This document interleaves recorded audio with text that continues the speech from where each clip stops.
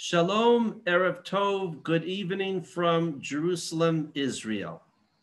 This is Lowell Joseph Gallen, founder of the Root and Branch Association Limited, established in New York State and God of Israel Bless America in 1981, now celebrating our 40th anniversary. I would like to welcome our viewers and listeners worldwide and our live Zoom studio audience to this evening's program in our Root and Branch Association Limited English Language Conference and Lecture Series broadcasting from Jerusalem, Israel. And now celebrating the start of our second quarter century. As I always do at the beginning of each program, Hakarat Hatov, I thank the Orthodox Union Israel Center, 22 Karen Hayasad Street, for hosting our first quarter century from January 1995 until December 2020.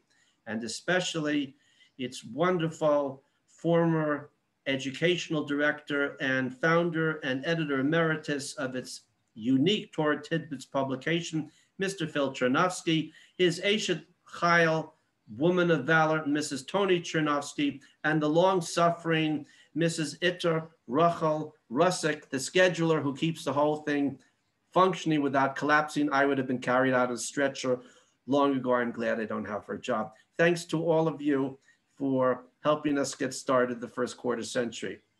Today is Sunday, June 13th, 2021 in the Gregorian calendar, and the third day of Tammuz 5781 in the Hebrew Israelite calendar. As I always do, I like to give a historical context. On May 19th, 1943, the Warsaw Ghetto Uprising came to an end. On June 5th, 1967, the miraculous Six-Day War began. On June 6th, Allied armies landed, British and American, Canadian, other forces landed at Omaha and other beaches in France to begin liberating France and Europe from the Nazi Germans. We are broadcasting from the land of Israel, city of God, Jerusalem, Hill of the Priests, Givat Hanania Abu Tur, overlooking Mount Moriah, where we believe that the third and final Israelite temple of Jerusalem will soon be under reconstruction and stand forever, as per the prophet Ezekiel's vision. Please see the biblical book of Ezekiel, chapters 40 through 48. The Root and Branch Association promotes faith in the God of Israel, who created us all, the study and practice of universal Jewish teachings within the framework of the Noahide covenant and laws. Please see Genesis chapter 9. If you are a Christian, please see Acts 15. And for all to honor God's land, Torah, and people covenants with his chosen people, Israel. And from our perspective, you have to do it now, time's up. Now, I also am adding that in my count, we are in the 92nd day of year 2 of the regenerating 5th Israelite monarchy of Daniel's vision. Please see the book of Daniel, chapter 2, verse 44, which I believe began on Rosh Chodesh Nisan a year and a bit ago. And also, I now dedicate each program in honor of my father, Lieutenant Colonel Martin Gallen, who was buried with the United States Honor Guard with full military honors on October 16th, 2018, at the age of 98, captain in World War II European Theater. So now to our program. Our speaker for this evening's program is Professor Martin Sherman, who will speak on tectonic changes in Israeli politics. He will be introduced by my longtime friend and colleague, Dr. Les Glassman. Doctor, as in dentist, you need a root canal or a crown, come to Jerusalem and see Les, he'll take care of you. Now, let's give you Les here, and he will introduce Professor Sherman. And we also want to welcome Professor Asher Matathias from Long Island, who is not only hosting a monthly show on the history of Greek Jewry through the ages, he is a Greek Jew, Zorba the Jew, but joins us for so many sessions as a panelist. Thank you, Professor Matathias. And now, Les, over to you. Thank you, Lowell. I really appreciate it. Shabbat Tov. it's a tremendous honor and a privilege to introduce ex-Witsi, and I'll explain what that means. But Prof. Martin Sherman was born in South Africa. I'm just going to give a brief bio because your bio is so impressive and what you've achieved. And our time is limited, so I don't want to spend so much of the evening just speaking about your tremendous achievements. But you were born in South Africa, and you received a BSc degree at Wits University in physics and geology. And you came to Israel in '71, and you received the MBA in finance and a PhD in political science and international relations at Tel Aviv University. You were the first academic director of the internationally renowned Witsi Conference, and is the author of 2 books and numerous articles and policy papers on a wide range of political, diplomatic, and security issues. And Martin, I remember reading your articles in the Jerusalem Post, and I've been following you for years, and it's just such an honor. But you served for 7 years in operational capacities in the Israeli defense establishment. You were a ministerial advisor to Yitzhak Shamir's government and lectured for 20 years at Tel Aviv University in political science, international relations, and strategic studies. Prof. Dr. Martin Sherman is the founder and the executive director of the Israel Institute for Strategic Studies. And I'm really proud to say that I received your newsletter. I've been receiving it for many years. And I can't wait to receive. It comes on email in anticipation. It is so informative, it's so brilliant.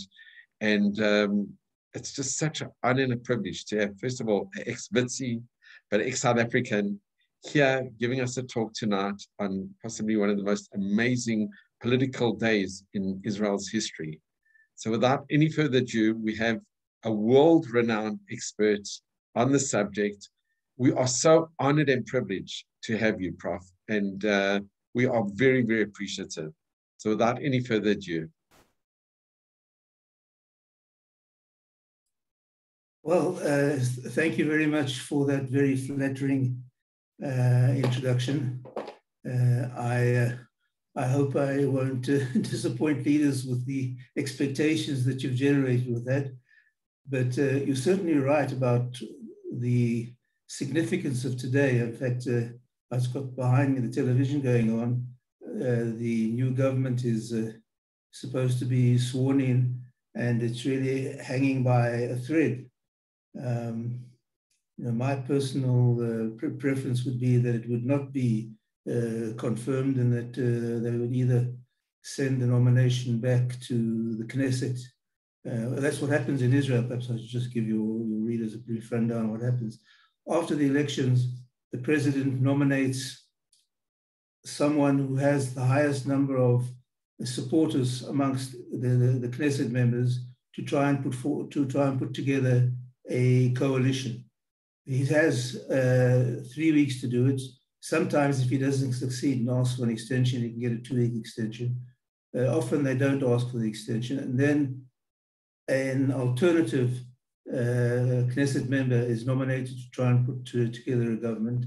If he fails, then the task goes to the Knesset to find someone who can put together a coalition. And if the third attempt fails, then there'll be new elections. I think that the best outcome here would either be for the mandate to return to the Knesset or new elections being called. But as I don't decide that, the situation at the moment is that we're at the very edge of the second mandate given to Yair Lapid, who up until now was head of the opposition. And he seems to have cobbled together I think it's a really horrifying, dreadful coalition composed of bits and pieces across the political spectrum, from the supposedly hard right to the far left, and even one non-Zionist party. And we'll know soon if that party has been sworn in or not. But under the assumption that it is being sworn in, this will be a major change in Israeli politics, which is why I think the title of the talk, Tectonic Changes, is very apt. because this will be a change of government after 12 years of continuous Netanyahu incumbency, which I think have been in many ways highly successful. Now, I'm not an uncritical apologist for Netanyahu. I think he's not unblemished premier, but he certainly in many ways has been a transformational leader of the country. He has very impressive successes across a large number of fields. Take, for instance, the economy. The GDP per capita has grown impressively, and especially if we discount the Corona period, the GDP per capita has grown impressively. I think it's climbed almost 50% since he's been in power. Israel has been admitted to the prestigious club of developing nations, the OECD, which would have been unimaginable a few years ago. GDP, in terms of GDP per capita, Israel has surpassed a number of countries, including Britain, France, Japan, New Zealand, as again, this would have been unthinkable not long ago. In terms of diplomatic triumphs, I think he managed to withstand the very inclement Obama administration without making any major concessions. Following that, he had very warm relations with both the US and Russia to this day. And Russia is extremely important given its presence in Syria and the Israeli military action against the Iranian troop buildup there. And so having this good relationship with Putin has been extremely important. He's managed to put a wedge into the somewhat inimical European Union by bringing on board the Visegrad countries, Central Europe and Eastern Europe, who basically now Israel's guarantee that punitive measures by the EU will not be taken against Israel. Israel may be, condemned, but taking practical steps against Israel will require a unilateral decision, which, given the predilections of the Central and European countries, Romania, Poland, Hungary, this I don't think is on the cards. So that's been a somewhat unheralded, but a very important accomplishment of Netanyahu. Then, of course, he's developed good relations with countries in the East, particularly India, to some degree China as well, which is involved in big infrastructure projects in Israel. So, looking back, and then of course, we have to also give him credit for Israel being the first country to emerge more or less from the COVID epidemic. And interestingly enough, his major rival in politics, Yair Lapid, was on all the major networks, basically proclaiming that Netanyahu was lying about being able to bring a vaccine, and we won't have any vaccines, and by January we'll only have a small carton of 5 vaccines, which actually, in fact, the vaccines arrived in December. So basically, Netanyahu's critics have been proved wrong on just about every field. Israel has not been isolated diplomatically, it has not been isolated economically. It's been able to operate reasonably free of any restraints in the military sphere. Under Netanyahu, there were very impressive intelligence coups. If you remember the hijacking of the Iranian nuclear archive, the mysterious explosions and fires in various installations in Iran, the assassination of the leader of their nuclear program, all these happened under Netanyahu's watch. And of course, none of these would have taken place without his knowledge and involvement. So he certainly has a great accumulation of achievements. On the other hand, I think there's certain things that he hasn't done. For instance, dealing with crime in the Arab sector, particularly in the south with the Bedouin and the protection rackets in the north, with the rampant crime across the Arab sector. I think he didn't take full advantage of the Trump administration to build massively in Judea and Samaria across the Green Line, both cementing our presence there and bringing the cost of housing down. I think he was perhaps very slow off the mark with the reform of the judicial system, which is now coming back to bite him with all these almost patently trumped up charges against him. So that's what we have during the 12 years. What's happened now is simply because of what I think the sages called sinat chinam, baseless hatred. People have ganged up against him, not because they think they can do a better job than him, or they think they should do a different job from him, simply because they don't want him in power. And so you have this motley collection of right-wing parties, New Hope and Yamina, together with the far left and the Labour Party and Meretz, together with the non-Zionist party, with the Arab Islamists, who are going to replace Netanyahu if they're sworn in the next hour or so.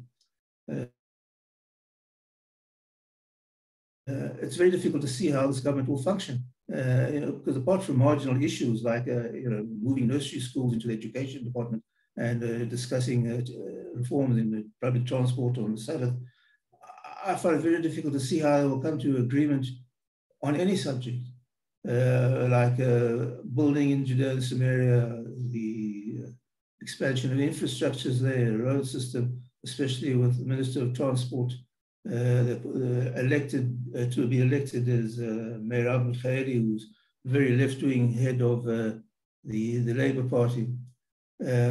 So I think we're in for a very difficult time. I don't see any of Netanyahu's rivals having the stature and international name recognition to stand up to the Biden administration and the escalating anti-Semitism in the Democratic Party. I think Netanyahu was sort of head and shoulders above all his rivals. Not that he could never be replaced, but I think at this particular critical time, with challenges like Iran, challenges in the Northern Front, what looks like a hostile Democratic Party in power in the US, I'm not sure this is a good time for on-the-job training.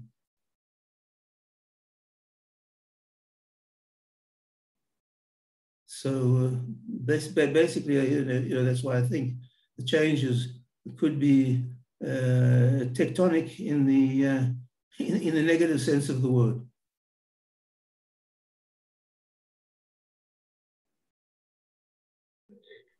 Liz.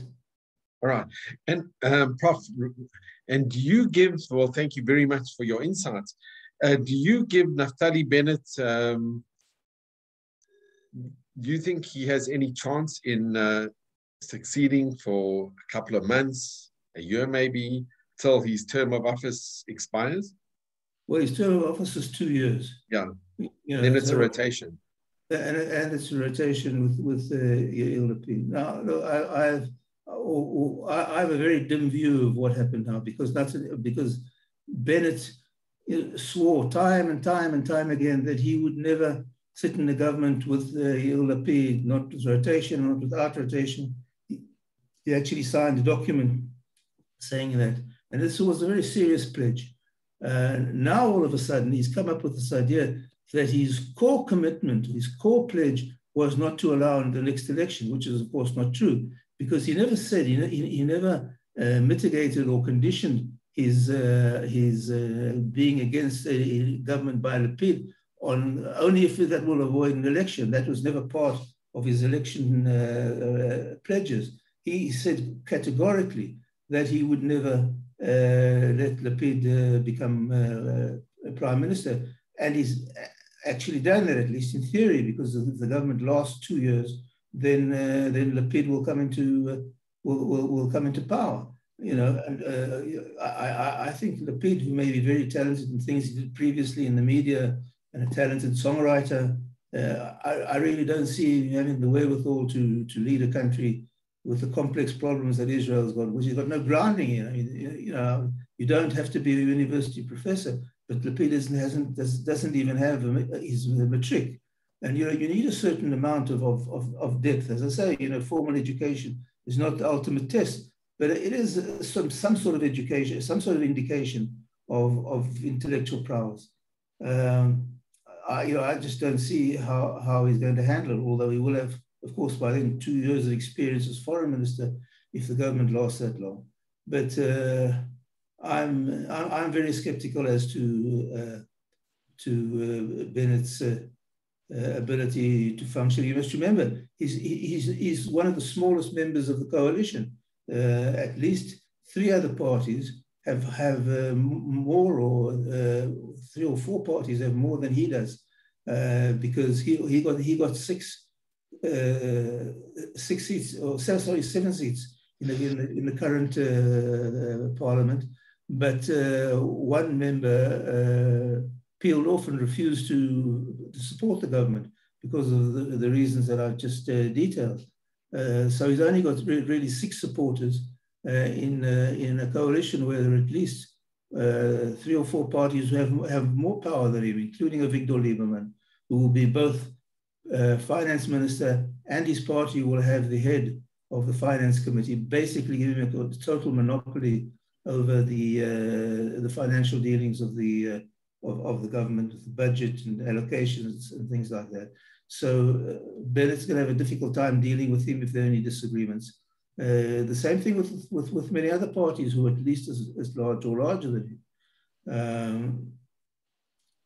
So I don't see how he just hasn't got the leverage. And if he had been open about being willing to sit with Lapid, he wouldn't have got into the Knesset. He wouldn't have reached the minimum threshold of 4 seats. I saw a poll today that over half of the people who voted for him, which is over 3 of the seats that he won, over half the people said they would have voted differently if they knew that he was going to do this hookup with Lapid, which he swore on everything holy to him that he wasn't going to do. And so in many ways, this government is built up on a terrible hoax, much like previous governments. At least 2 previous governments were. The Rabin government, when they signed the Oslo Agreement, was in stark contradiction to Rabin's statements that he wouldn't deal with the PLO. And of course, the disengagement, which Arik Sharon opposed during the election. In fact, his opponent, Amram Mitzna, suggested unilateral withdrawal from Gaza, and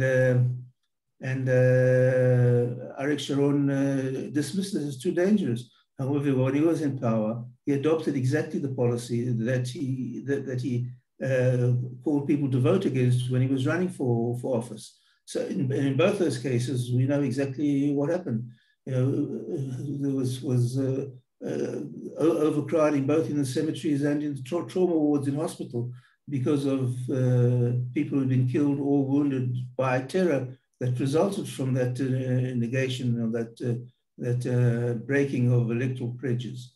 So breaking of electoral pledges in such a blatant manner have never ended well either for the people who broke them or for the public in Israel. Prof, can I just mention the only thing which maybe differs with that is the Shas party, because they joined in with Rabin, and a lot against their voters who are more right-wing inclined. And they did join the peace process and came under a lot of flack from their voters, but yet they kind of forgave them, and they retained their the amount of seats that they get in every election. It stays very stable. Yeah, it's still, but they've risen lately somewhat, but there was a stage where they were in a very difficult position. Yeah. And they've never basically returned to the former glory. I mean, they were well into double digits at one stage, but they haven't done that well in recent elections. But the ultra-Orthodox bloc altogether, I think, is something like 15 or 16 votes. I don't remember exactly, but something like that, 15 or 16 votes. And so that's more or less stable. But you know, I'm almost sure that if the elections take place again within the next 2 or 3 years, Bennett will be wiped out, I think. And that certainly seems to be what's reflected in polls at this stage. Because, you know, he will need some enormous success that will be directly credited to him to stay in politics. I remind you that in the first election in this round, there had been 4 elections. In the first one, Bennett's very surprising, he didn't get through the threshold. Yeah, he didn't make the threshold. It's true. The first one, I think it was in the March or April in 2019. I think for the first election, the 4 that we've just had, he didn't get through the election. And it just shows you how tumultuous Israeli politics is. It's a real roller coaster. You know, one day you're out in the street, and the next day you're Minister of Defense, and now you're almost Prime Minister. So I mean, this is a really an amazing ride for Bennett, from being almost ousted from the Knesset to becoming head of the Israeli government. It's an extremely up and down of it, but I certainly think many people are very angry with him. You know, if you look at social media here, you can see there's a tremendous amount of resentment and anger at what he's done, because you know, people thought they wouldn't have voted for him if they knew this is what he's going to do. Les, can I just get a Sure, question absolutely, there? absolutely. Professor Sherman, what historically, in Israel, people are not required by law to vote. Neither are we in the United States. I'm from New York. In some European countries, you're required by law to vote. And nevertheless, historically, Israelis turned out in huge numbers to vote. Now, over the last 20 or 30 years, what have been the statistics for Israeli participation in the Knesset elections? Have they stayed the same, very high, gone down, gone up? Have there been any variations? Well, I'm very loath to give you an exact answer, but I know that in Israel, you're right. Historically, it's been very high, you know, sort of around about the 70% mark. Recently, because of you know, the somewhat unendearing behavior of the government officials, it's dropped. But it's, you know, it's always, if I remember correctly, it's around about the 60% mark. Which is not too bad. But you know, people are very involved in politics in Israel. You know, there's news almost every hour on weekdays. When you ride in the bus, or used to, I don't know if it's still today, but when I used to ride in the bus, on the beep of the hour, the bus driver would turn up the volume so people in the bus could hear the news. And in some programs, you even have news every half hour. So people are very involved, and people take their politics very seriously.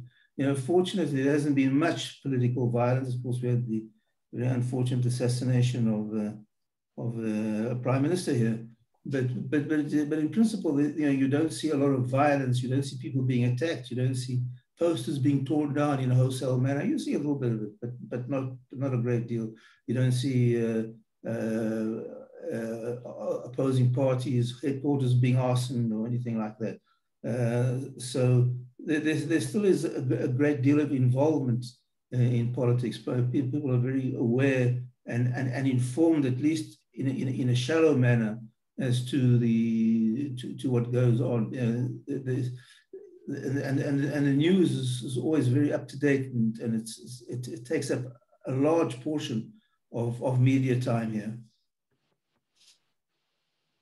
Can I just ask you, what I find amazing is that you've got on the one side the head of Meretz, who's going, Nitzan Horowitz, who's going to be, I think, the health minister, but he was very pleased actually with the International Criminal Court, with the possibility of investigating Israel for war crimes and crimes against humanity. And Naftali Bennett fought in the IDF and is very strong advocate, especially when we had the latest terrible skirmishes with Gaza and all the rockets firing, and how he answered amazingly well on the world media. And Naftali Bennett was pretty strong, defending Israel. So you've got really from the two, but really polarized sides of the spectrum, somebody who, is quite okay with our soldiers being indicted for crimes against humanity. And then you've got the leader of the government who's the total opposite. So it seems it really is the both sides of the spectrum. It's like a car that's got wheels pointing in different directions. Both trying to go left and right at the same time. So it's rather difficult to avoid obstacles if that's the situation. Because you can't do, if you want to turn right, he'll pull you left, and if you want to turn left, he'll pull you right. But Nitzan Horowitz, who is head of the Meretz Party, as you pointed out, basically condoned the initiative to investigate war crimes by the IDF, which I think is outrageous. I think that I don't understand how anyone like that could be given a government position. Not only that, if you look at the history of Merav Michaeli, who's head of the Labour Party today, the party, by the way, of Yitzhak Rabin and Bar-Lev and Moshe Dayan, she was on army radio, by the way, a good number of years ago, who called on Israeli mothers not to send their sons to the army. She somehow expressed half-hearted regret about what she said, but these are the kind of statements that, in my opinion, are well beyond the pale for national leaders. And if you look at the Islamist Party as well, which is also part, basically, you have this absurd situation today where a coalition of supposedly Zionist parties are dependent on the support of anti-Zionist parties in the Arab sector. So you have a really Orwellian situation here. If someone wrote a political novel about what's going on in Israel, it would probably be rejected by a publisher as being too far-fetched. Sorry, can I just ask you on Merav Michaeli?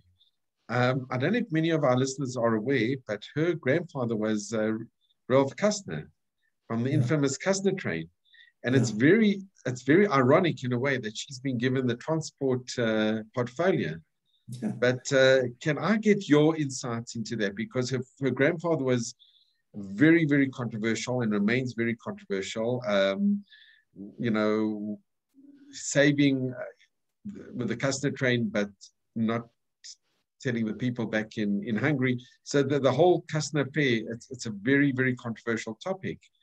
Could I just get a bit of your take on that? Because she's now the leader of the Labour Party and she's going to be the Minister of Transportation.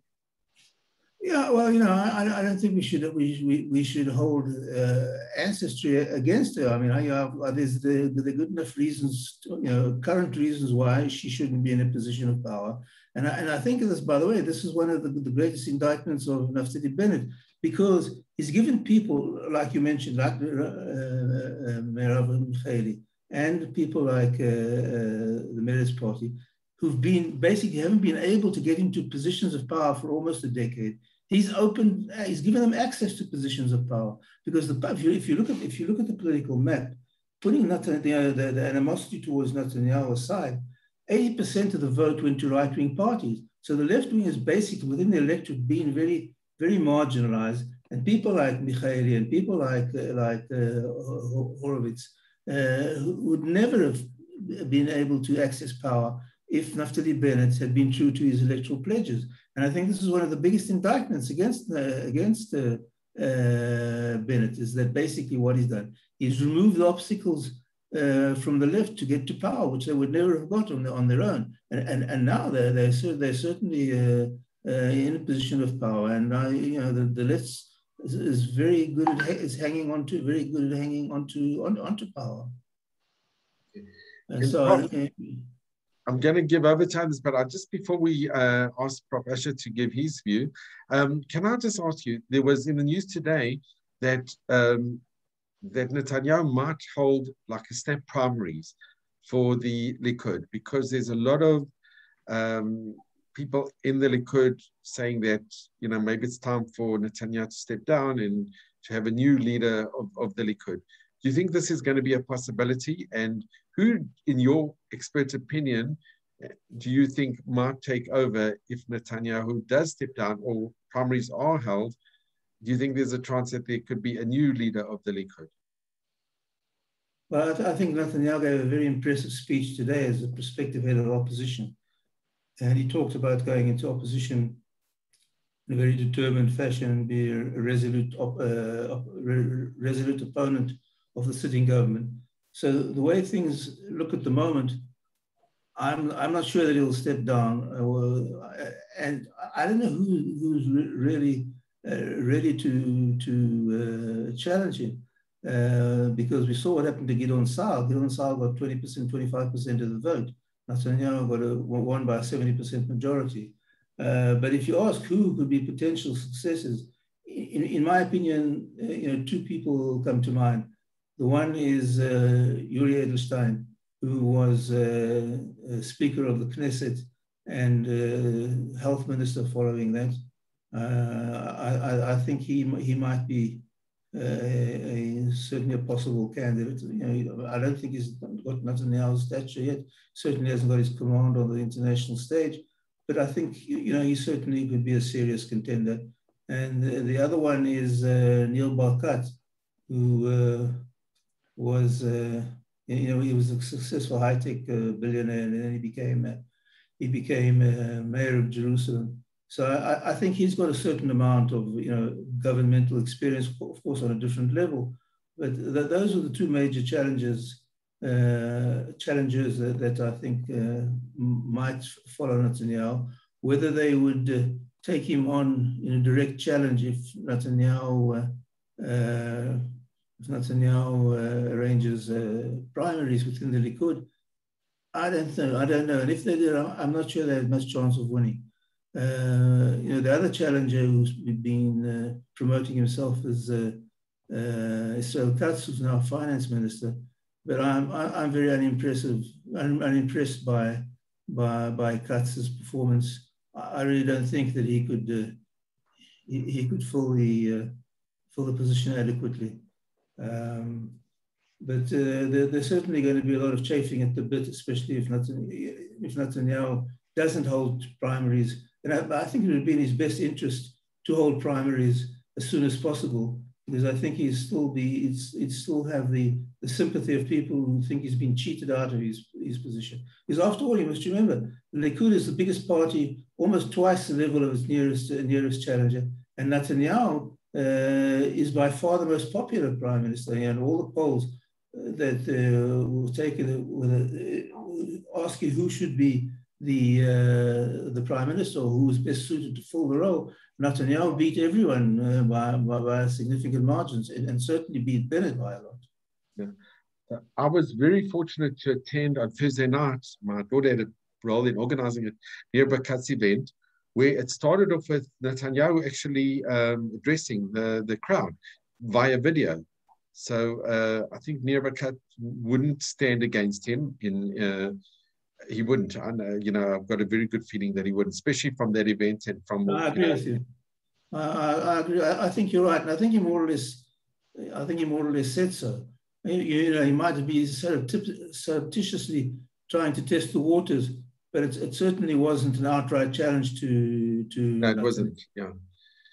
Okay, we're going to open up Prof. Asher Matthias. You always have such wonderful comments and questions. Thank you. First of all, Shavua and Hodesh Tammuz Tov to all of you. I'm delighted to meet you, Professor Sherman. And I can see that we have a balance here, 2 South Africans and 2 Americans, albeit in my case, a naturalized citizen.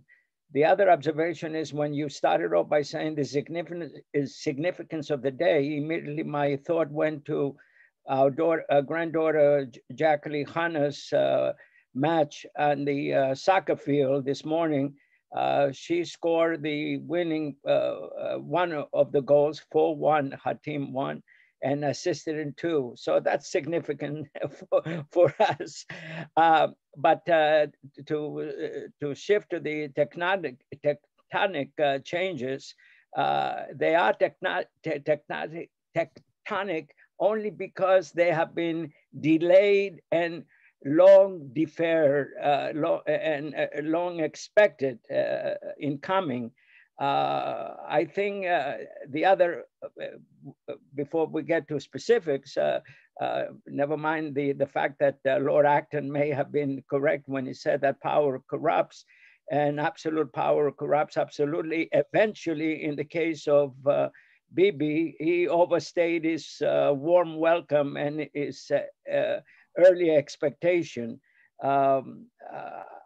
To just, you say you have a dim view of Bennett, immediately my mind goes back to the Begin and Shamir eras. And I can tell you in America, we were very, very uneasy when Menachem Begin assumed power after, of course, the longest period of labor prime ministers since the founding of the state.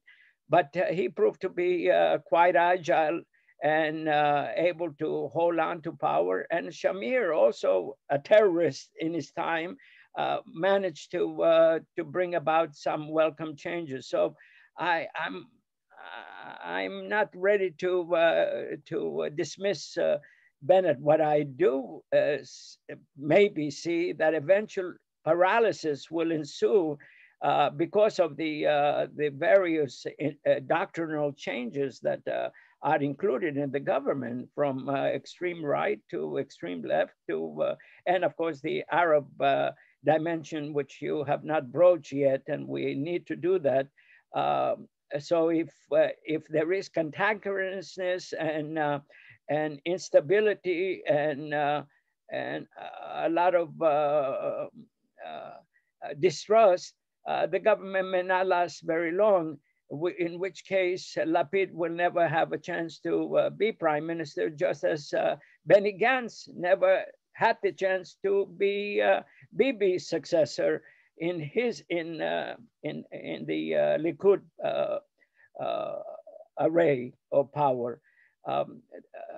Voting, democracy, there is a genius in democracy in that it permits the peaceful transference of power and a periodic change that is welcome. Again, I think there has been sclerosis in Bibi's government because it has stayed for so long. So I'm rather guardedly optimistic that change will come. The fact that we have, again, let's talk about this Arab dimension.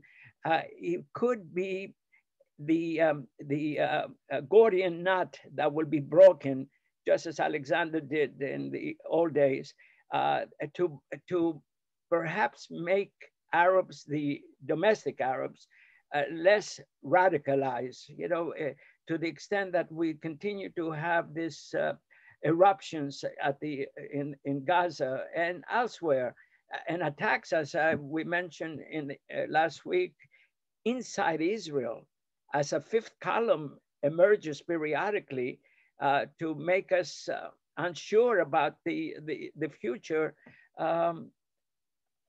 The inclusion of Abbas, the good Abbas in the government, may presage a change that is welcome, that argument that we can lift the standard of living of the Arabs, the domestic Arabs, and then maybe eventually think about a final settlement of sorts.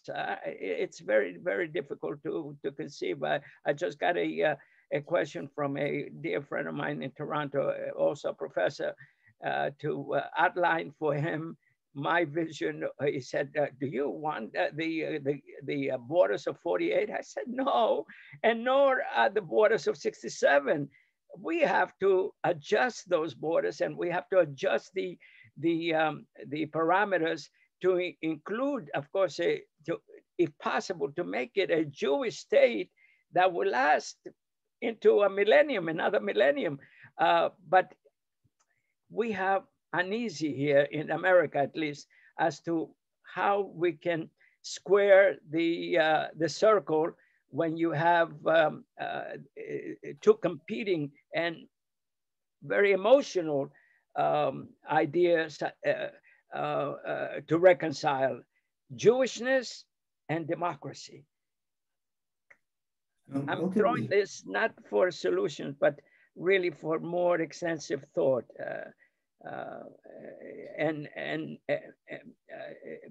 Bibi made a lot of mistakes. Of course, we don't have to mention, even in the Obama years, going behind our presidents back to play the game of Boehner, Speaker Boehner, and address the Congress, the United Congress, on the matter of Iran deal. But that I think it was wrong tactically and strategically, and ultimately may have soured a lot of Americans' views of his government. And I think we welcome, therefore, the change.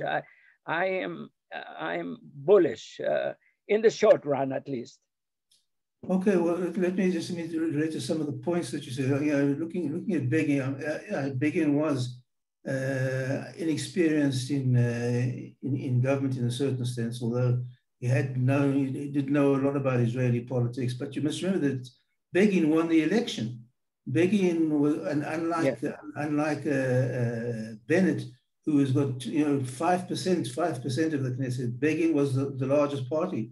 And he won the election. It wasn't as if he came in as a small fraction, and Begin certainly didn't come in on the basis of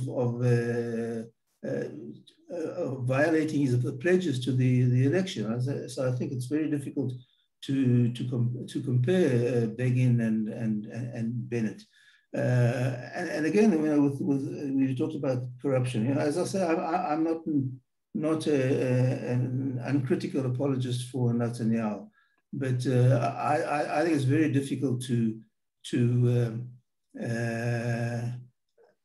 ascribe corruption to Netanyahu, even in these, you know, transparently trumped up charges against him. And, you know, I can go into that if you'd like, but it's you know, people, an array of lawyers, including Democratic lawyers like Alan Dershowitz, you know, were pleading that the charges against him be dismissed because they've got no substance. The first one is that he received a little bit too much wine and cigars over an extended period. Really, you know, if you want to see corruption, you know, I'll give you an example of corruption.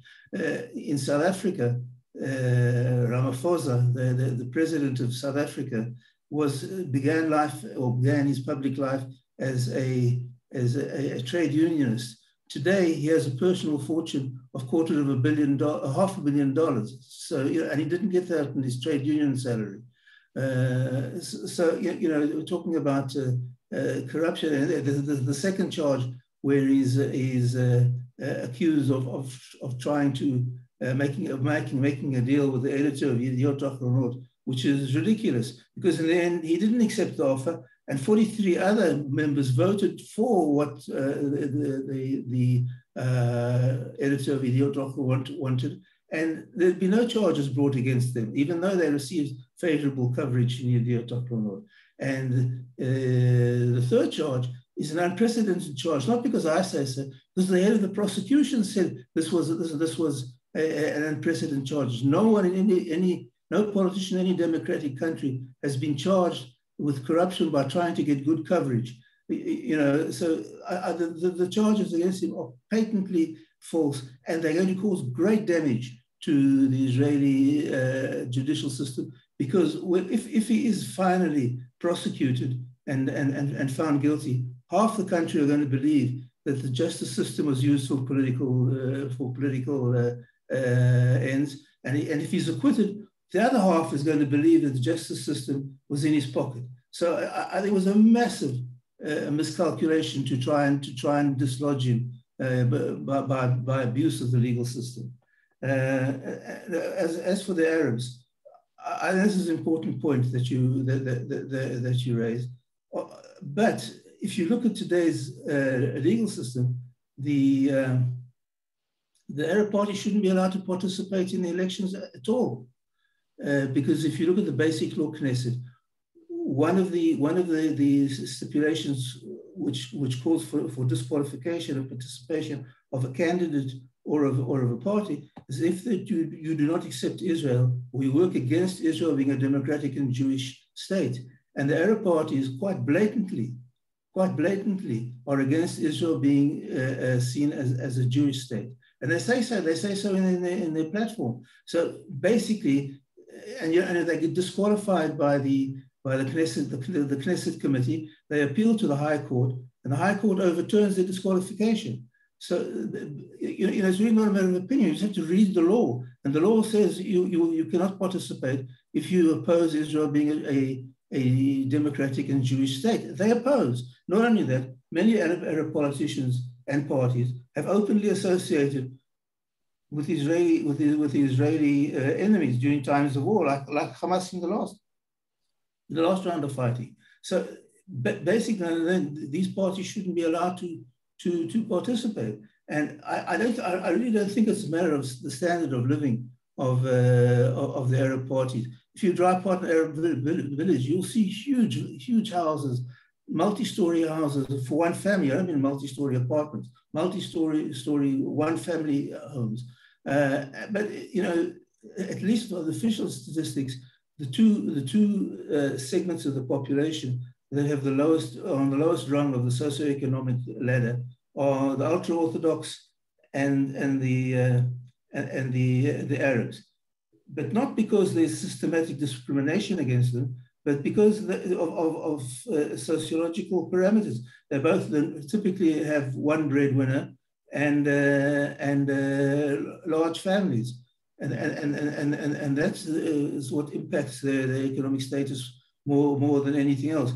But in the Haredi sector, you don't see the kind of rampant crime and murder and violence that you see in the Arab country. That's a cultural characteristic which is present in the Arab society and not present in the ultra-Orthodox society. So I think we need to be a lot less politically correct, because I think it leads us astray. There is a certain inherent violence in the Arab society as you look across the Arab world.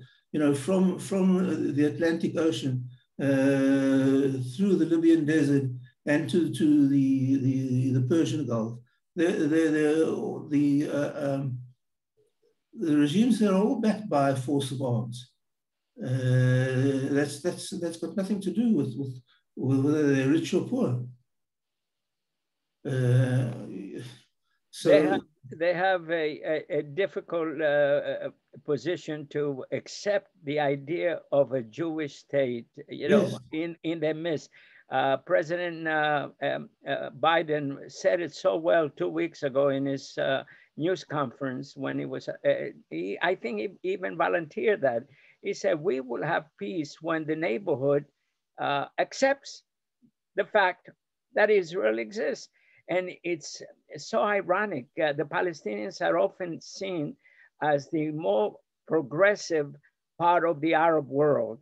They are even called, I've heard it being said, that they are the Jews of the Arab world because they live for so many generations among Jews and acquire a dynamism, a potential dynamism that can convert their society into one of the most progressive societies if they were to demilitarize and defang their military apparatus and concentrate on civil improvement, civic improvement. But that's secondary to them. You look at Gaza.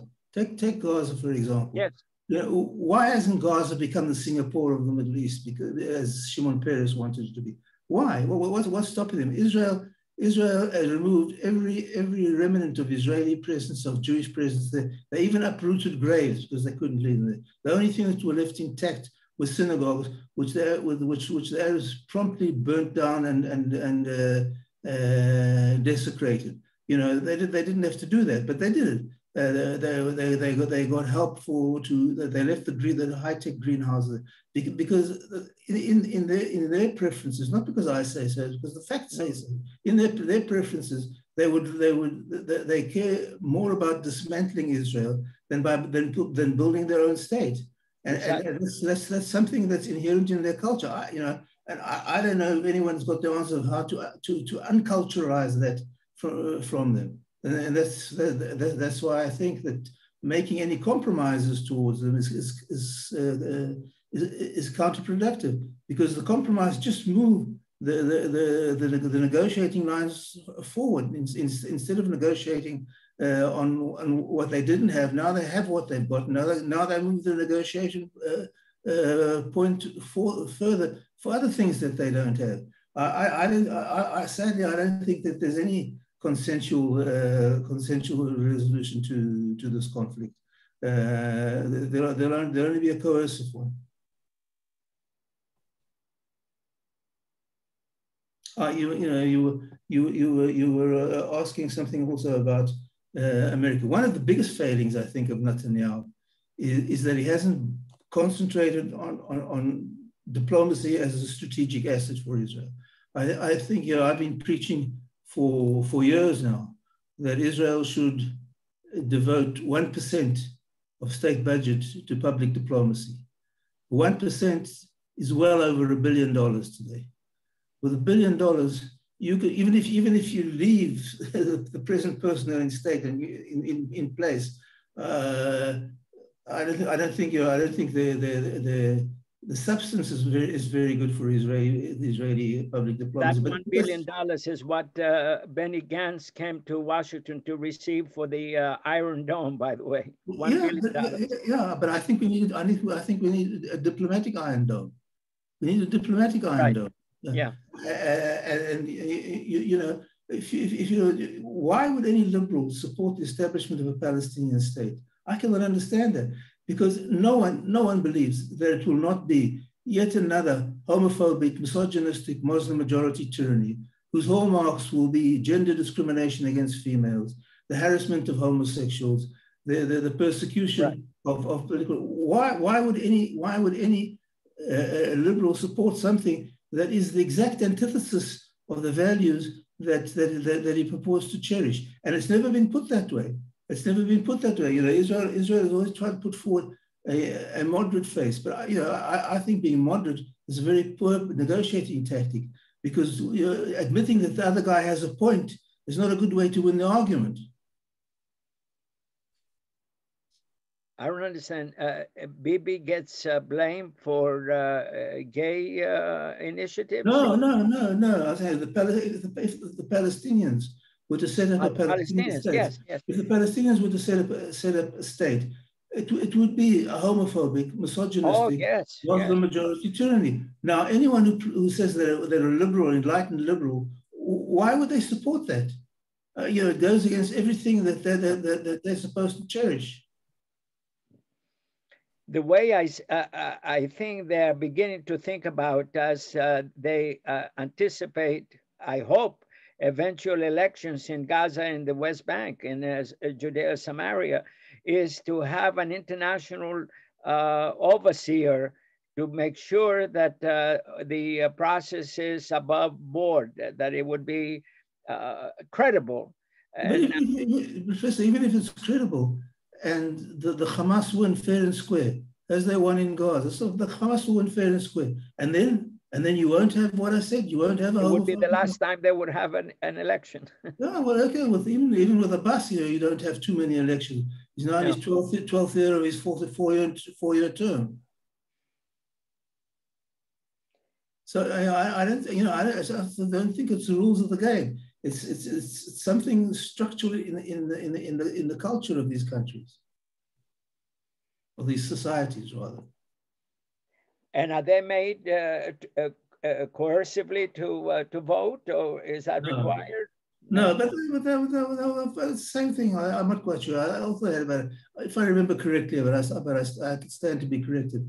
I believe that they also had around about 60%. Look at the election. No one claims that the elections that brought Hamas to power were unfair.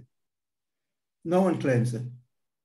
And if Abbas were to run against Hamas, he'd lose. The only person who might beat Hamas is Marwan Barghouti, who's in jail for, I don't know, 25 life sentences for murder. You know, that doesn't really strike me as a good peace partner. And you know, it's not that, you know, where are you going to allocate land for a Palestinian state? I mean, you know, if you, I mean, I can't show it now because I didn't prepare it, but I can send you some graphic material that from the area designated for a Palestinian state, you control the whole of the heavily populated coastal plain. That means all the airports, including the only international airport and military airfields, the seaports and naval bases, vital infrastructure and systems and mechanisms like water conveyance, electrical power generation, and electrical power conveyance. There's just no way that 80% of the population and 80% of the commercial activity would be within range of weapons being used today from that territory. And by the way, every time Israel has given up territory, it's been used as a platform to attack it, whether it was in South Lebanon, whether it was in Gaza, whether it was in Judea and Samaria during the Intifada. And withdrawing from areas along our eastern border in the West Bank or Judea and Samaria would create, well, there's no reason to think that it wouldn't create a giant Gaza on the fringes of Greater Tel Aviv. You know, you'd make Netanyahu's Sderot by the sea. I cannot understand why Israel's being pressured by people who are supposedly its ally to do this. Prof, can I just show you? This is a map. It's a topographical map.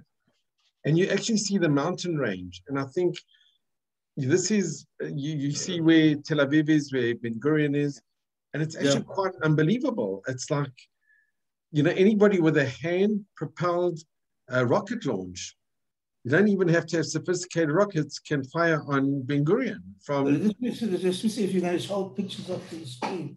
It's actually quite an amazing map of, you know, what the West Bank is and how close it is to the coastal plain. Yes. Now, I don't know whether you can see this. Can you see this or no? Yes. Yeah. Yes. Yeah. Well, if these photographs were taken from this point, which is just within the land designated for a Palestinian state, and I'll just show you. So it's not ideal. This is what Ben Gurion Airport looks like from there. This was taken with a civilian camera. I won't go through the whole thing, but I'll just show you one more picture of. Here's a picture of a plane taking off. If you can see the red circle there. That's the main. Anyway, you can see the main runway at Ben Gurion Airport from inside the Palestinian state. By the way, before.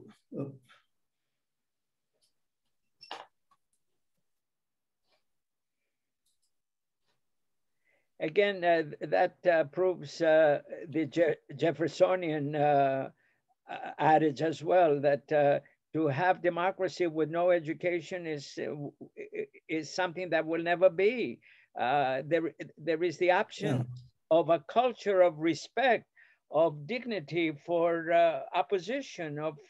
It's something that cumulatively occurs in a people and through experience. And here they have had only assassinations and bombings, even among themselves. I mean, that's how they eliminate opponents. That is, and to create a one-party system. How is that different from a totalitarian system? No, well, you saw what happened in Egypt. I mean, you know, for Israel, the replacement of the Muslim Brotherhood by the Morsi regime was very fortunate, but it had nothing to do with smart Israeli policy. You know, up until recently, Israel's strategic position was improved tremendously by two events that Israel had nothing to do with. The one was the election of Trump instead of Hillary, which now the wheel seems to have turned back. But at least for 4 years, you know, we didn't have a inclement regime in the White House. And the other one was what happened in Egypt. Because if it wasn't Brotherhood, it'd still be in power in Egypt. We might be in a complete, So, you know, they're just so many. What are the unfortunate results of Israel, of the success of Israeli the security forces and army, is that it seems to have lowered the national adrenaline level, where people don't feel the danger and the fragility of the country. And therefore, there's this very irresponsible and loose talk about making territorial concessions that I feel will make the country not only indefensible, but Shimon Peres wrote a book in 1977 called Tomorrow is Now, sort of a forward-looking book.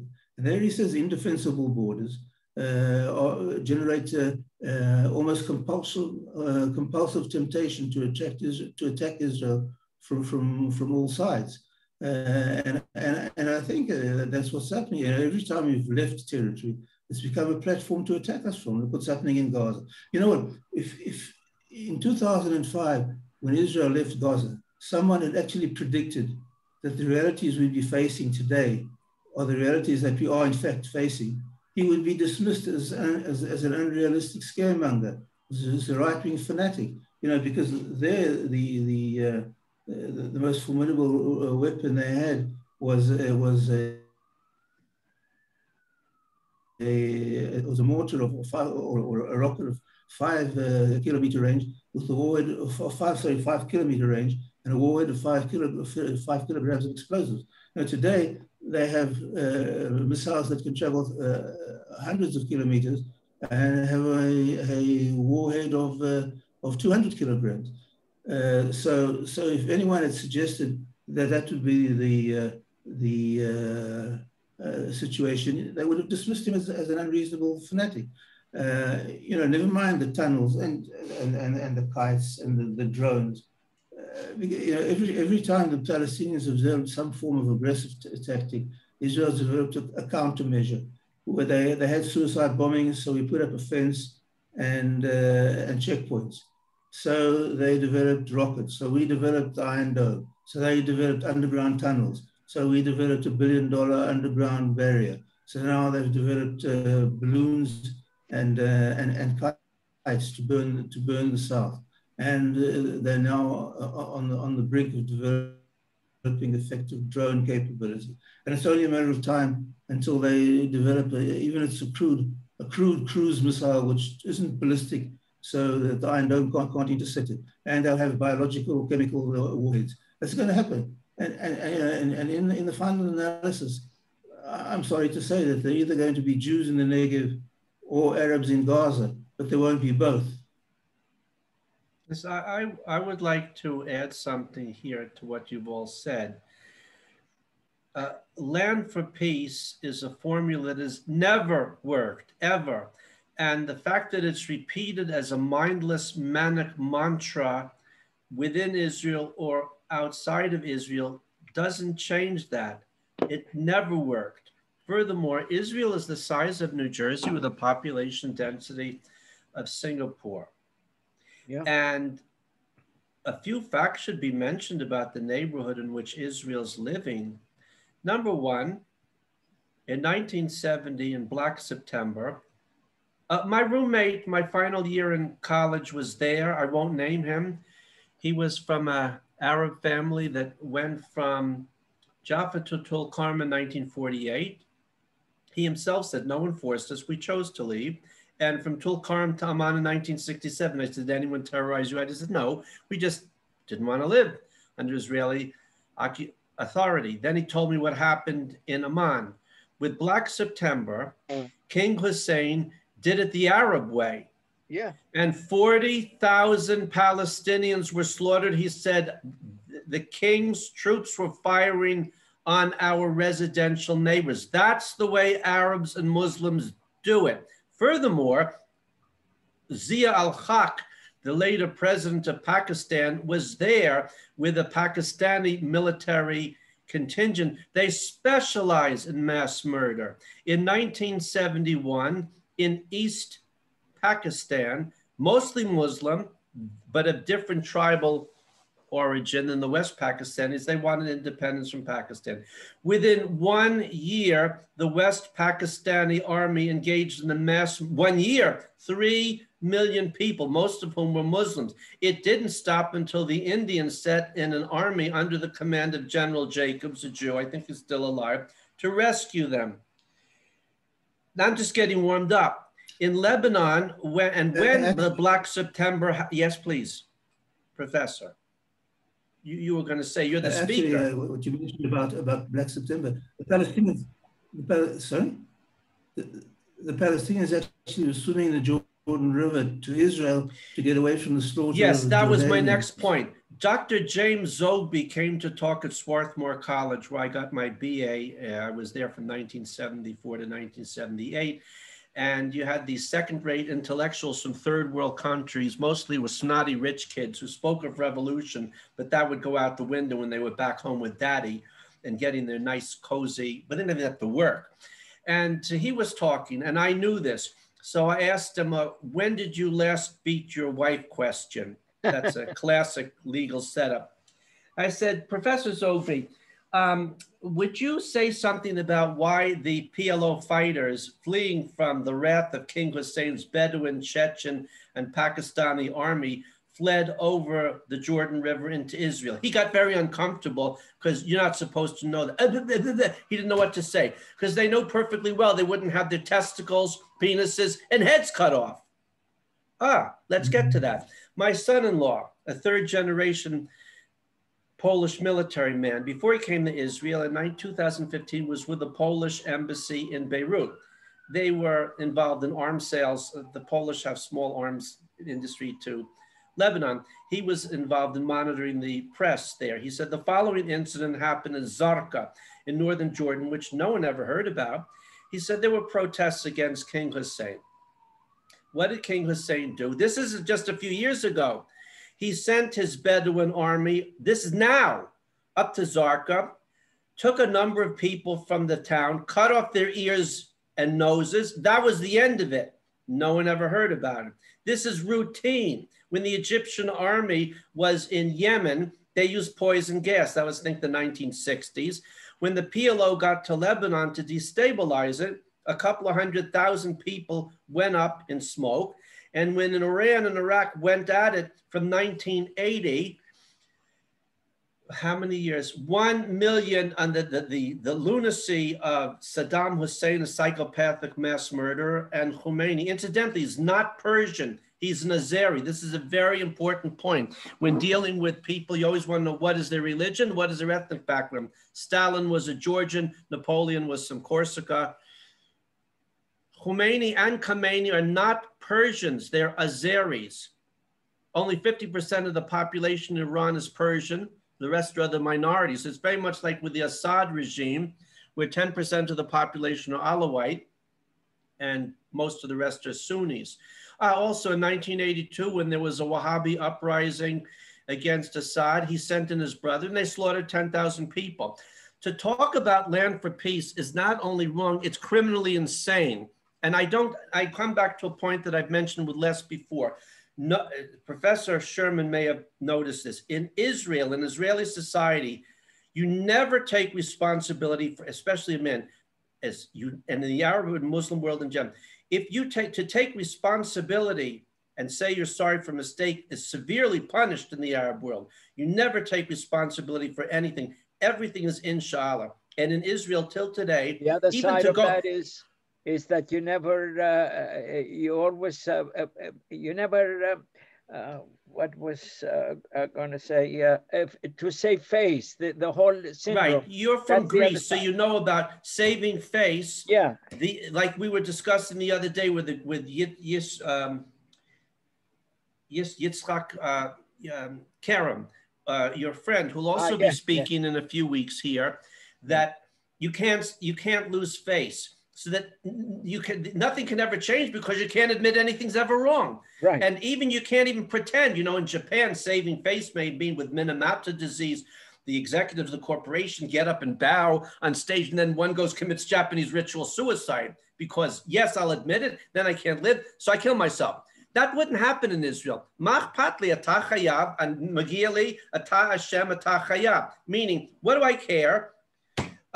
You're responsible. I didn't do anything. Like recently with the Maroon incident, the police chief said, I'm responsible but not guilty. It's not part of the national character. You never, ever, and in the Jewish world in general, and here I get to my Schlemiels and suit shtick, Les has heard it before. In the 25 years of the Oslo death process, it wasn't a peace process that failed. It was a death process that almost succeeded. Even, what was his name, that writer? His son was killed in Lebanon. Not that Amos Salom, the other one, his friend. I saw him on U.S. television. What was the other? Yeah, he's very famous here. Glassman. Right. I have to give him credit. He appeared, I was visiting my parents at the time in New York. He appeared on National some show, and he said something, and I said, did you drink something? I thought to myself, did you smoke something? He said something no one ever says in Israel. He said, we were friars and fools. We were lied to from the beginning by our Palestinians. I put that in quote because there are no Palestinians. There are Arab tribes, clans, and families in the land of Israel. And the Professor Tzvi Sinai is correct. Most of them are descended from Jews who never left. That doesn't help us at the moment, though. He said, we on the left, we were suckers, fools, and friars big time. They lied to us from the beginning. The Jew was the friar, the sucker. They never meant one. The phalangists you're talking about, the phalangists. What I'm talking about, Lebanon. I'm talking about the Palestinian so-called peacemakers with a phony peace process, with a PLO that had already been nothing and nobody in Tunis who were brought in. And I know Arabs who said, where did you bring in these guys from Tunis from? We have our own clans and families and tribes and Chamulot. Who invited them in to boss us around? We didn't ask for that. Now I come to every schlemiel in a suit in every so-called major Jewish American organization. This is a chutzpah of New York Jews to even think there's such a thing as a major American Jewish organization. It's Jonas Schimmel's and Lohman's and Bloomingdale. There are no major American, only in the minds of American Jews. All the people who took those photos with Abdul Rauf al-Khodbi Husseini, the Egyptian from Alexandria, euphemistically known as Yasser Arafat. Arafat's a mountain near Mecca. Mentioned the Surah 2 of the Quran. On your way to Mecca, go and say certain prayers at Arafat. Not one ever with the big mouths and the big egos, with all the Jewish blood on their hands, said, I'm sorry, took any responsibility. Because in the Jewish world, Professor Erwin Corey, world's leading experts, you never lose face. Like in Greece, Asher, with the Greek Orthodox Church with their Jew hatred. Not one of them. We moved here in 1992, April 1st. The phony peace, the death agreement was signed in September 13th, 1993. The bombs started blowing up on the buses and the cafes immediately. And I'll conclude my rant now with a comment that I read on a very anti-Israel website, which got it right in one sentence. Professor Michel Chosadovsky in Toronto, I don't know, it's a Trotsky, whatever it is. If you had a bad day, it's Israel's fault, America's fault, and England's fault. But one of his essayists got it right in one sentence, cut through all the BS.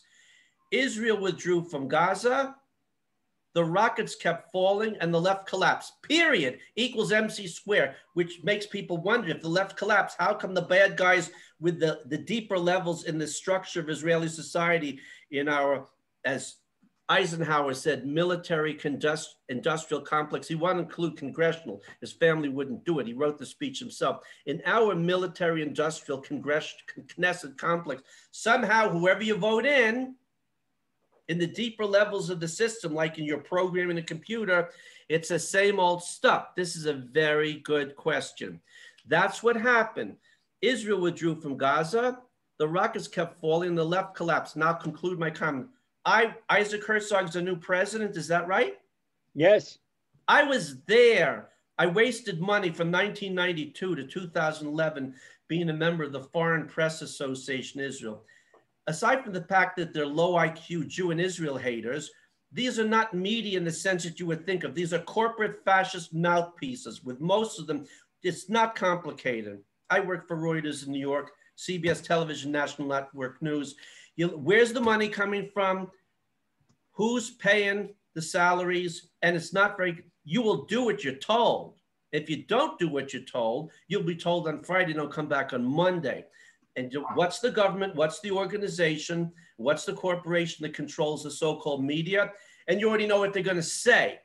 So I was there. I was still wasting time. That was 2005. We had the nice coffee clutches at the King David Hotel, and we'd have speakers.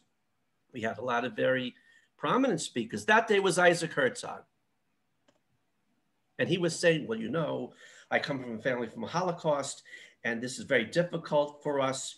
What we did, sure, it's treason. It should be difficult for you. And no one ever apologized for that, compensated the fate. People went insane. People had nervous breakdowns. People died of cancer. But in Israel, no one's ever responsible for anything. That's state-sponsored terrorism against your own people by your own government. And that day, the first rockets hit Eilat. And there was this uncomfortable silence. Did anyone take responsibility? Has anyone really compensated the families? No. I'm waiting until we can go back to Gush Katif to rebuild and plant it bigger and better. Unfortunately, especially with Jews, the Jewish capacity for pretending, lying, and make-believe, you would think it's the opposite, like the canary in the cave. You have a sense of when things are bad. Sometimes it's the opposite of that. To dull the pain before I'm killed, I'll pretend to myself everything's fine. Like the Hungarian Jews, there was a reference before. People came to them, I'm not referring to Kastner, and said, we've escaped from Auschwitz, you have to leave. It's no, that's conspiracy theory, you're crazy. There is no, even as late as 1944, no, everything's fine. So Israel, if we survive the self-destructive behavior, Israel's been severely weakened. Land for peace, land for peace, land for peace. That's crap. It's not real. Even the Quran. Remember, I wrote my book, Cracking the Quran Code, God's Land, Torah, and People Covenants with Israel in the Quran and Islamic tradition under the supervision not of secular academics, not of Israeli academics, Muslims, Sheikh Palazzi and Sheikh Abdulaziz Bukhari, who's no longer alive, the head of the Uzbeki Muslim community in Israel, about 5,000 Uzbeki Muslims who came here for several hundred years as religious pilgrims to be near Jerusalem. The Quran says, not like that brain-dead Shimon Peres, well, you make peace with your enemies. What a moron. The Quran says you make peace with your enemies who what? Incline to peace. Only a Jew would talk like that. You make peace with your enemies. How do I know there's a God? We shouldn't be here. Nothing makes any sense here. Nothing functions here. With all the fascist mistakes, catastrophes, all the self-destructive behavior, we shouldn't be here. Another point, money is not the problem. Even if you took 1% and spent $1 billion on public relations, you have to have a vision and a plan what you want to relate. More coffee served and more wallpaper doesn't do the trick. That's why when I was at CBS Television National Network News in the fall of 1990, right, a couple of months in the archives department, people said to me there, we can't compete with the BBC. We have more money, we have more everything, but we don't have their creativity. Yeah, because as you didn't go to Eton, Harrow, and Oxford and Cambridge, and either you got the talent or you don't. Money doesn't solve, nothing problem having money. But if you don't have the creativity and the talent, the money won't help. I've said too much already. Now back to our guest, Professor Sherman, and Dr. Glassman, there's one doctor and two professors here. I don't have any titles except Mr. That's all I wanted to say. Well, I think we've more or less exhausted the topic. I don't think we should bear down too much on our viewers by repeating things. So perhaps we can. Yeah. Well, I have a question for Professor Sherman I meant to ask before this Speaker's Corner in Hyde Park filibuster. Why did Naftali Bennett do what he did? Why didn't he keep, what was he threatened or blackmailed? Well, he like you said, the Likud is the huge party and there's huge support for the right-wing parties, 80% of the population. What got him not to keep his promises? Money, threats? Where did this come from? Look, he doesn't need money. He's a pretty wealthy guy himself, so I don't think money had anything to do with it. I think more or less is what you see is what you get. I think he just saw an opportunity to become prime minister. I mean, he also has a certain amount of resentment towards Netanyahu, so that might have just added to the impulse. But I think he just saw that this was a chance for him to get into the prime minister's office, something he's been dreaming of for a few years. I don't think it's much more complicated than that, but perhaps I'm wrong. Most people say he planned this before, that his negotiation with Netanyahu, setting up a right-wing government, was merely a ruse, and that he planned to set up a government with Lapid in the first place to get rid of Netanyahu, because basically Netanyahu was a big obstacle for everyone. As long as Netanyahu was in power and difficult to remove, you never had a chance of getting in. So this was a constellation, a fleeting constellation, which they thought they might be able to exploit to get rid of Netanyahu. I think that's the most feasible explanation. Get rid of Netanyahu and we see how the pieces fall. Yeah. You dismiss the charges of corruption right away, but the abuse of power you didn't discuss at all. The fact of muzzling the press,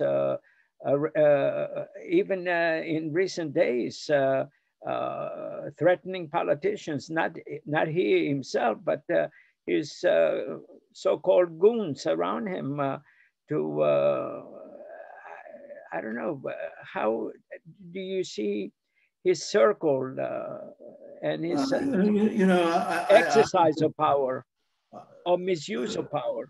I don't know, when people say misuse of power, there was certain pressure on people who in my opinion, blatantly violated their electoral pledges. They must expect some blowback.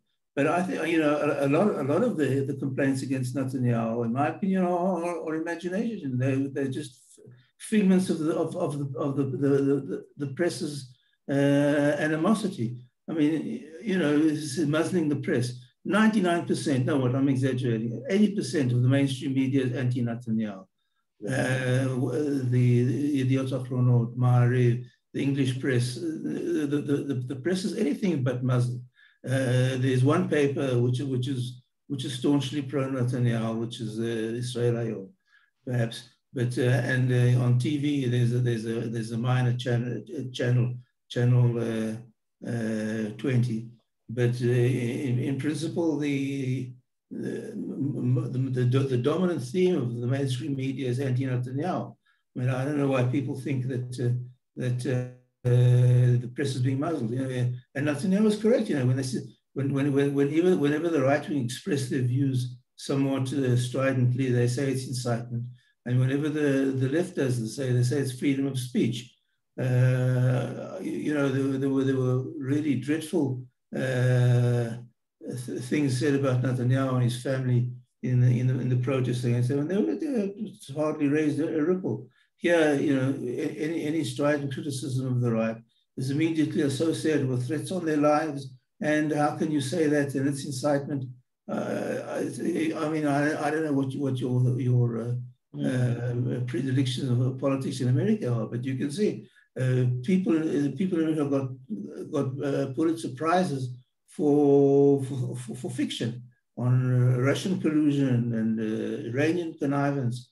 There was nothing there. They just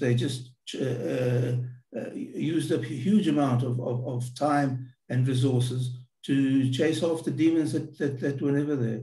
And the same thing here. I mean, you look at the three charges against Netanyahu.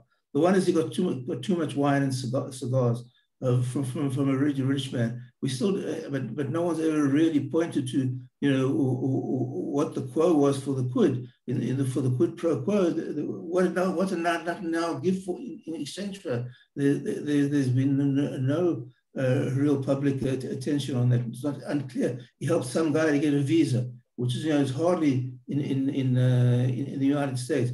But there's no claim that he embezzled public funds or channeled public funds to cronies. The other one, the second charge, as I said before, about getting positive coverage in exchange for toning back the circulation of a rival newspaper, nothing came of that. And Netanyahu brought down the government partially because of that. Whereas 43 other members of Knesset actually voted to curtail the publication of the rival newspaper and got positive coverage from the editor of the Yediot, which pushed for that legislation, and nothing happened to them. And the third charge is that he got positive coverage in exchange for government decisions as Minister of Communications. These went through a bureaucratic process, which was approved at every stage. And no one anywhere in the Western world has been charged for corruption, for getting positive coverage. So I really don't know, why but people... It reflects well on Israel, very, very well, the fact that his own appointed Attorney General is proceeding with the prosecution.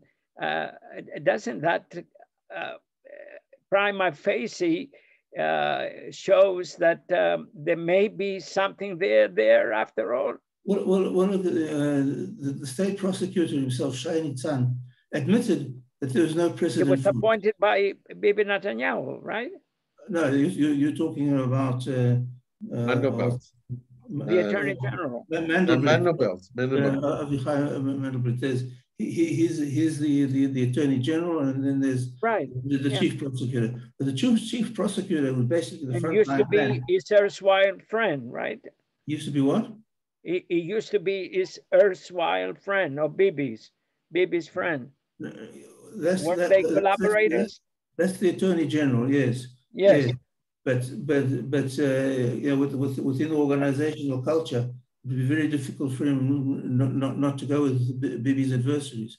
But the state prosecutor, who's just below the Attorney General, and who was in charge of formulating the indictment, admitted that this was a unprecedented charge. And he said, why? Just because he's prime minister, we shouldn't have a precedent.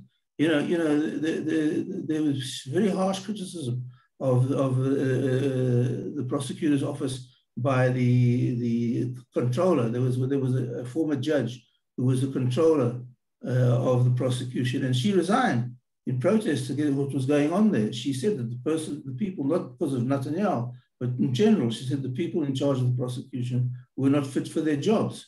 I think it's very, very worrying that if you go into the facts and you look at it, I'm not sure that they can find some contorted way to say that this was an illegal action. But to prosecute a prime minister, you need things to be clear cut. There need to be clear violations of the law. You don't have to invent new infractions so you can prosecute the prime minister. And that's what happened here. People have been inventing crimes for things that fit the action of Netanyahu. And he's not the only one. There's selective enforcement here. Many people many government figures got favorable coverage and weren't charged for prosecution, even though they put in adverts in some of the papers. They'd been given favors to the channel owners. There's clear-cut selective enforcement here, and I think it's going to damage the credibility both of the prosecution and the police and the judiciary here if he's indicted, and if he's not indicted as well.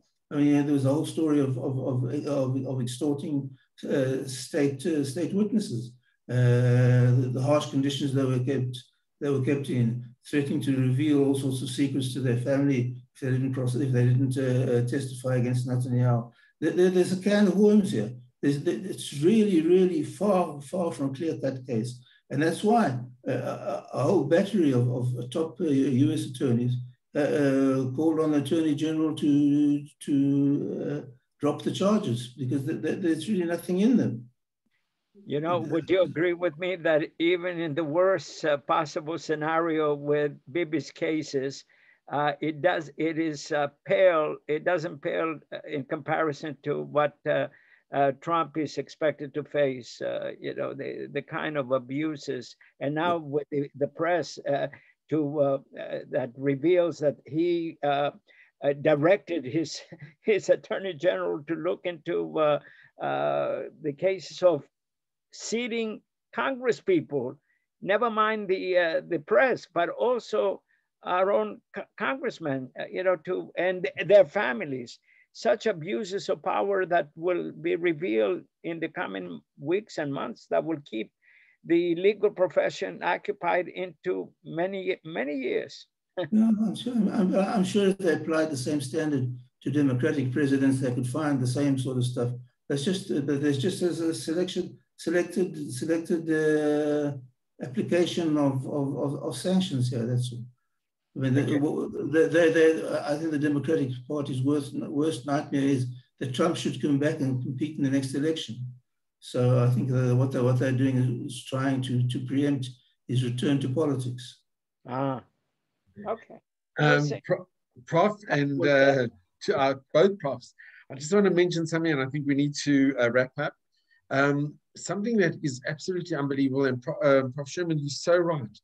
You know, they started the investigation without written consent from the Attorney General, from Vanderbilt. And I think that was something which is unforgivable. They never had written consent to start the investigation against Netanyahu.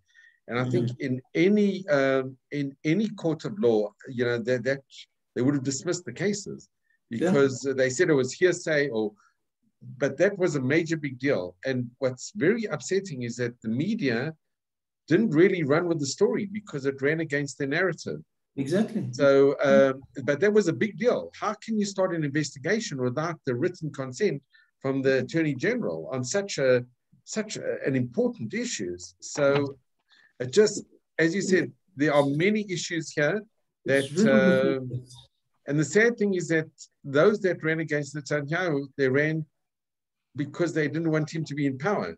It's not on a philosophy or you're running for, you know, Israel always was in the Labour Party, in the Likud. It was what we believed in. Here they're believing that Netanyahu shouldn't be the prime minister. That's a pretty weak way to run a government or to run a coalition. That's my take. Anyway, Prof, I want to thank you so much. You know, you've enlightened us, and your clarity and your perspective and your expertise, it's been absolutely unbelievable. We've been like glued to every word that you've said. But you know what? You really have you've shown us an amazing perspective from your professional, from your professionality. You really have shown what's going on here, and you've kind of cleared up what's happening, and we do understand the situation much better after tonight. So we really want to thank you. Really, we're so grateful to you for your very precious time on this very momentous day that we're facing today. And I just hope that the leaders that they will consult with you, because you have got so much to contribute to Israel and to governments and to.